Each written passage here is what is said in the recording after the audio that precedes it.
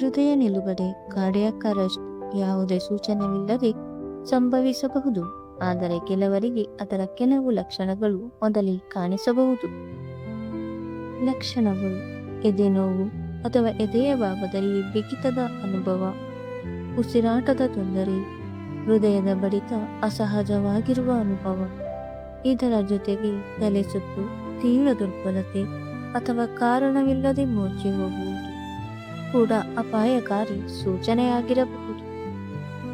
ಒಬ್ಬ ವ್ಯಕ್ತಿ ಹಠಾತ್ ಕುಸಿದು ಬಿದ್ದು ಪ್ರತಿಕ್ರಿಯಿಸದಿದ್ದರೆ ಅಥವಾ ಸಾಮಾನ್ಯವಾಗಿ ಉಸಿರಾಟ ಪ್ರಕ್ರಿಯೆ ಇಲ್ಲದಿದ್ದರೆ ಅದು ಕಾರ್ಡಿಯಾಕ್ ಅರೆಸ್ಟ್ ಆಗಿರಬಹುದು.